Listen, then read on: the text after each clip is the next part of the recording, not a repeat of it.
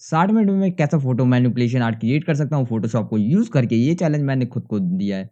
अब आप ये पूछेंगे इसकी क्या ज़रूरत आन पड़ी? तो सबसे सिंपल आंसर होगा कि मैं अपनी कैपेबिलिटी यानी काबिलियत जानना चाहता हूँ।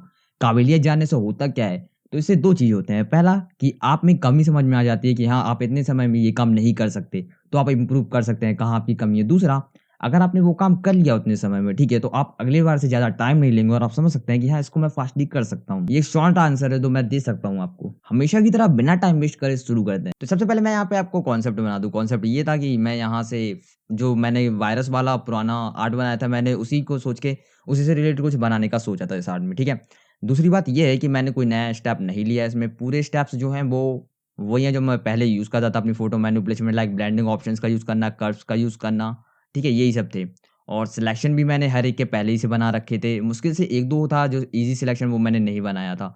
तो मैंने वीडियो ही में कट कर लिया और उसमें भी काफ़ी टाइम लगा। 60 मिनट बहुत कम होते हैं। मैंने आज तक 60 मिनट में कोई आर्ट नहीं बनाया है। ओके, तो देखते हैं इसमें मैंने क्या-क्या कैसे किया। और एक चीज़ सबसे इम्पोर्टेंट बात मैं आपको बताना चाहता हूँ इसमें, कि जो हर एक लेयर है ना, उसपे मैंने एडजस्टमेंट लेयर्स, एडिट में जाके एडजस्टमेंट लेयर्स का यूज़ किया है। उसका सबसे बड़ा रीज़न ये है कि जब मैं इसे इसलिए यूज़ करता हूँ, जब मैं चाहता हूँ कि यार एक बार अगर किसी इमेज को डार्क करना है और मैं दोबारा उसे ब्राइट नहीं करने वाला, तो मैं एडजस्टमेंट लेयर्स में जाके उसे यूज़ करता हूँ। क्योंकि मैं नहीं चाहता कि हमारी जो पैनल है ना लेयर्स वाली, उसमें सबसे ज़्यादा लेयर्स बन जाए। इसीलिए मैं डायरेक्ट उन वाली लेयर्स का यूज़ करता हूँ। और यहाँ पे आप देख सकते हैं मैंने यहाँ पे एक कैप्सूल टाइप का लग दिया था, ठीक है? जिसमें से वायरस फैलाने की दवा है, ठीक है? आपने रेसिडेंट इविल मूवी में देखी होगी, कुछ इस टाइप का कैप्सूल है, ठीक है? और मैंने बाजू में ये बैग भी बनाया था, ये मतलब एक सेफ बॉक्स है जिसमें वायरसेस होते हैं, ठीक है? एक्चुअली ये तो एक फर्स्ट एड का बॉक्स है जिसमें हम दवाइयाँ रखते हैं, लेकिन मैंने इसे वायरस के पर्पज़ के लिए यूज़ कर लिया। और आप बैकग्राउंड देख सकते हैं, बैकग्राउंड काफ़ी टूटा-फूटा सा है, जैसे इस इमेज में एपोकलिप्स आया हो।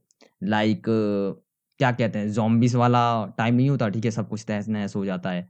तो ये जो सामने हमारे भैया दिख रहे हैं, ये एक सिंपल सर्वाइवर हैं, ठीक है? जो इस वायरस को देख रहे हैं और ये वायरस ग्लो हो रहा है, क्योंकि हमारा आर्ट का मेन जो अट्रैक्शन मेरा रहता है, वो ग्लो रहता है, ठीक है? ग्लो से ही कलरफुल बना सकते हैं हम इमेजेस को।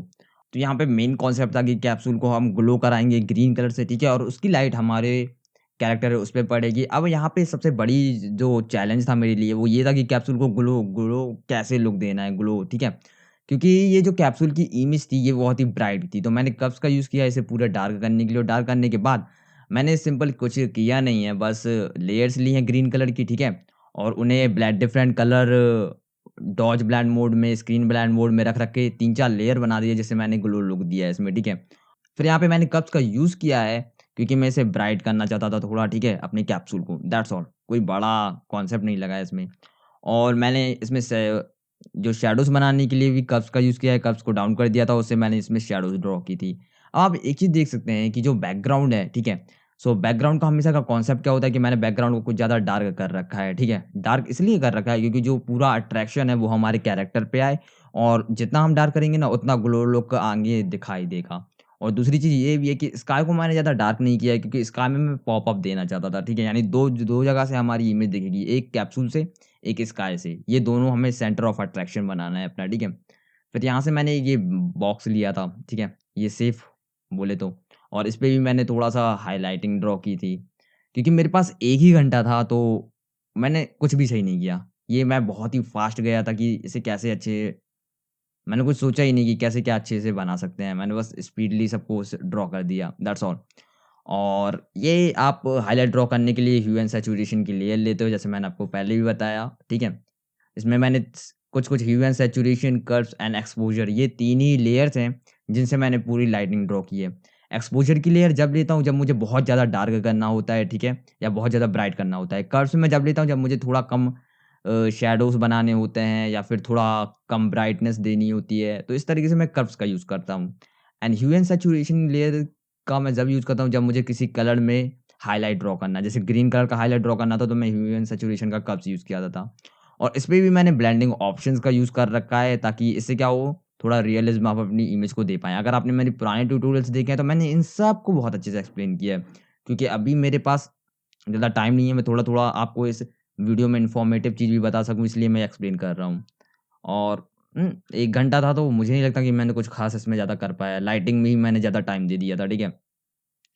आपने आपने कभी एग्ज़ाम्स दिया, तो एग्ज़ाम में देखते हैं कि हम स्टार्टिंग बहुत स्लो और अच्छे से कॉन्सेप्ट लिखते हैं, लेकिन एंड में हम सब कुछ बिगाड़ देते हैं। तो इस आर्ट में भी मैं पहले ही से आपको बता दूँ कि मैंने स्टार्टिंग में बहुत ज़्यादा अच्छी लाइटनिंग दी थी। ये जो कैप्सूल की लाइट है ना, इसमें ये मैंने बहुत ही अच्छे तरीके से दी थी। लेकिन एंड में मेरे पास टाइम की थोड़ी कमी पड़ गई है, तो फिर मैंने कुछ फास्टली ही हाइलाइट्स और शैडोज़ ड्रॉ किए थे, ठीक है? अब यहाँ पे मैं जो हाइलाइट्स ड्रॉ कर रहा था ना, तो इसमें मैं एक बात आपको बता दूँ कि हाइलाइट ड्रॉ करने के लिए अगर आप बिगिनर हैं, तो इट्स नॉट कि आप एक ही लेयर से हाइलाइट ड्रॉ करने लगे। आपको मल्टीपल 2-3 लेयर लो, ठीक है? एक से आप रिम लाइट ड्रॉ करो, रिम लाइट जो एजेस पे पड़ती हैं, ठीक है? और दूसरी क्या लो, आप दूसरी लो जो रिफ्लेक्ट लाइट होती है, उसके लिए लो जो मैंने अपने ट्यूटोरियल में बना रखा है, ठीक है? कि रिफ्लेक्ट लाइट जो नॉर्मली हमारे पूरे शरीर या फिर किसी ऑब्जेक्ट पे पड़ती है, उसमें ब्लेंडिंग ऑप्शंस का यूज़ करो, ठीक है? इस तरीके से आप लाइट ड्रॉ कर सकते हो 2-3 लेयर्स लेके। और आपने एक चीज़ और देखा होगा कि यहाँ पे जैसे मैं सिलेक्शन लेके बना रहा हूँ। कोई-कोई पार्ट पे जब एजेस पे लाइन ड्रॉ करनी हो ना, तो आपको सिलेक्शन बनाना पड़ता है उन पार्ट का अलग से, जैसे मैं यहाँ पे आपको सामने करके बता रहा हूँ। ये कुछ टिप्स हैं जो आप कर सकते हैं और एट द एंड अगर आप हाइलाइट्स और ये सब ड्रॉ करना सीखना चाहते हैं, तो ये टाइम लेगा, दैट्स ऑल। इसका कोई शॉर्टकट तरीका नहीं है, आपको टाइम लेना पड़ेगा और जितना आप ड्रॉ करोगे ना, उतना डे बाय डे परफेक्ट होते जाओगे और ये कोई हार्ड चीज़ नहीं है यार, प्रैक्टिस है, दैट्स ऑल। बहुत सिंपल चीज़ प्रैक्टिस। अब यहाँ पे हाइलाइट्स में भी एक कॉन्सेप्ट आता है कि आपको इमेजिनेशन मतलब आपकी इमेजिनेशन तगड़ी होनी चाहिए, अच्छी, कि कहाँ से लाइट आ सकती है और कहाँ से लाइट नहीं, कहाँ शैडो बन सकते हैं। तो यहाँ पे आप देख सकते हैं आर्ट में कि मैंने यहाँ पे शैडोज़ भी ड्रॉ किए होते हैं, ठीक है? ये आप सामने देख सकते हैं। कर्व्स की लेयर ली थी, फिर एक्सपोज़र की लेयर ली। मैं 2-3 लेयर लेता हूँ, जब भी मुझे लगता है कि हाँ, थोड़े आराम से जाना चाहिए, ठीक है? और हार्ड लगता है एक लेयर से, तो मैं 2-3 लेयर का यूज़ करता हूँ और इससे मैं बहुत आराम से शैडोज़ क्रिएट कर लेता हूँ, ठीक है? इट्स नॉट कि आप एक ही लेयर से सब कुछ ड्रॉ कर रहे हैं, बना रहे हैं।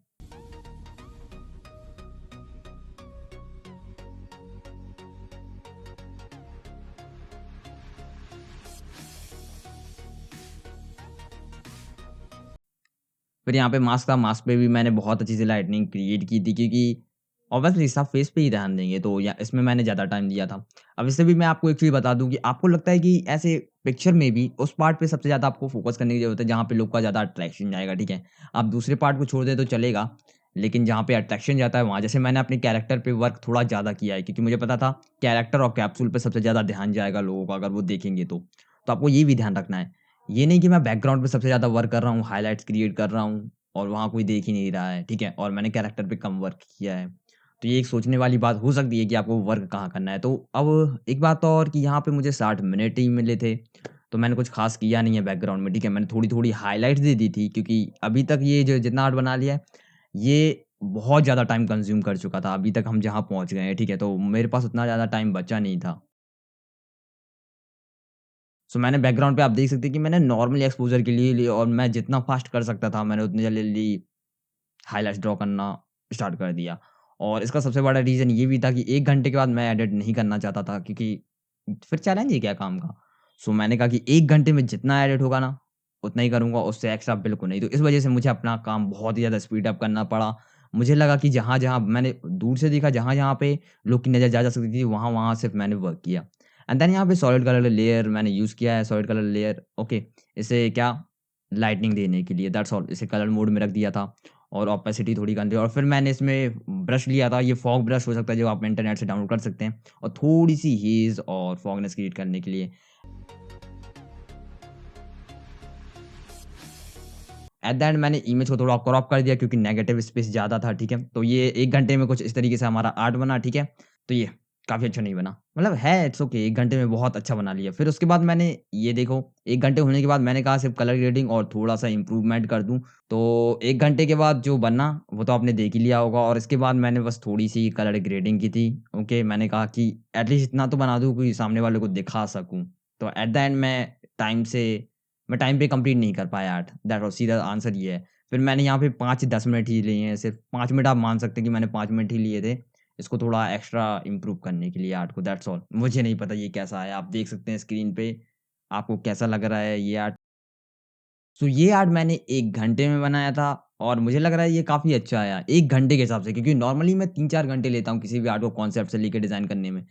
लेकिन एट द एंड ठीक है, बहुत अच्छा आया, मैं ये मान सकता हूँ। तो आप अपना ओपिनियन दे सकते हैं इसको देख के कि इससे और भी अच्छा हो सकता था या फिर मैंने बहुत अच्छा काम किया है 1 घंटे में सिर्फ़, क्योंकि आज से पहले मैंने ये नहीं किया था। और अगर आप नए हैं तो चैनल को सब्सक्राइब कीजिए, वीडियो को लाइक कीजिए और कोई भी डाउट हो या कोई क्वेश्चन हो तो कमेंट करो, मैं हमेशा रिप्लाई देता हूँ और इस बार भी ज़रूर रिप्लाई दूँगा। मिलते हैं अगली वीडियो में, तब तक के लिए बाय-बाय।